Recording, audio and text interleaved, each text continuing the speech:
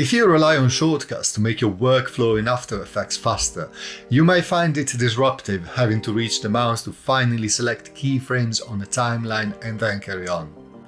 And that's because apart from a few built-in shortcuts within the software, you can't access specific keyframes in After Effects. In this video, I'm going to show you how I created a few scripts to access any keyframe on the timeline in After Effects. And I did that with Google Gemini Pro. Today I'm simply showing you these scripts on how to access keyframes for all main transform properties. But once you get the idea of the process, you can go in many different directions with generating scripts for shortcuts. Also, I generated some extra scripts already available that I will show in a sec. So these shortcuts allow you to select the anchor point, position, scale, rotation and opacity keyframes existing for all selected layers at the same position as the current time indicator. You can find the links to all the scripts that I'm showing you in this video in the description. Just open the web page, copy the text into any text editor, save it as a JavaScript file and place it into the right folder and you're good to go.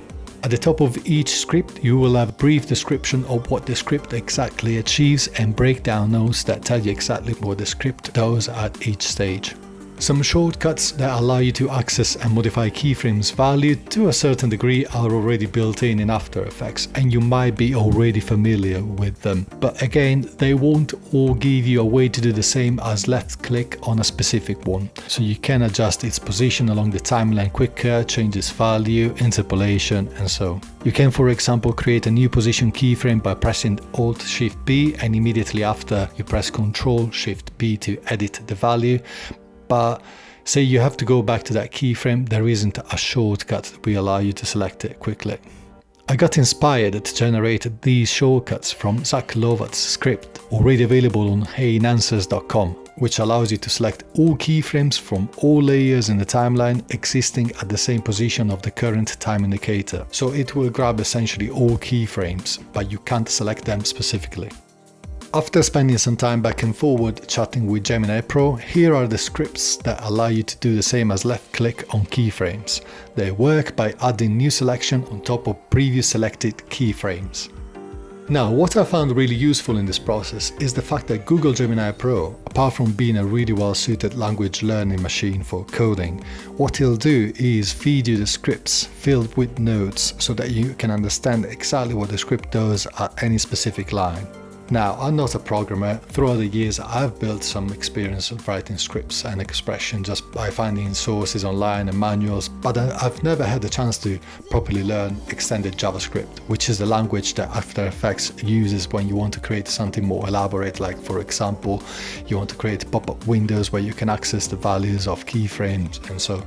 So potentially, this is a fantastic tool for you to learn coding by doing things hands-on.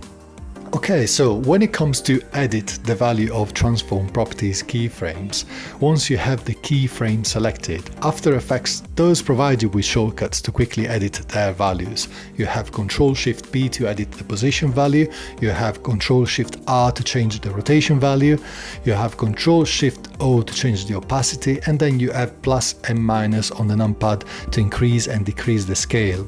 The only thing we are missing, I believe, is a shortcut to edit the anchor point value. So I've generated a script that will access the anchor point value in a pop-up window and you can edit that.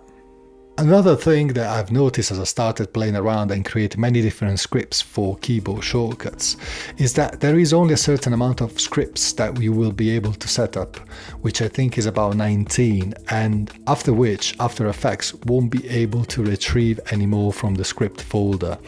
I might be wrong in here, or there might be a workaround to this, but I don't know any at the moment. So if anyone has any ideas, please do let me know. It'd be really cool if there wasn't such limitation. And also, another thing that I've noticed is that After Effects sorts out custom user scripts by name. Say for example, you give your script a specific file name, you assign a keyboard shortcut to it, and you do your work, you close After Effects and then reopen it, you might find that that script annoyingly doesn't work anymore.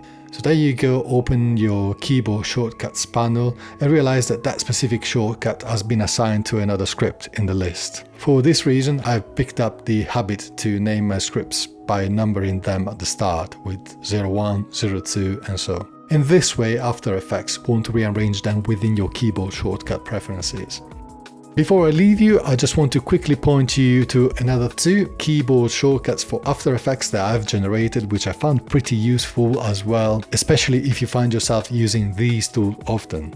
A keyboard shortcut for track matting, and this script only works for versions of After Effects from 2023 onwards because of the new track matting configuration. So in the first pop-up window you select the matte layer by index, you press enter, and in a second pop-up window you select the number from 1 up to 4 to tell what type of matte you are after.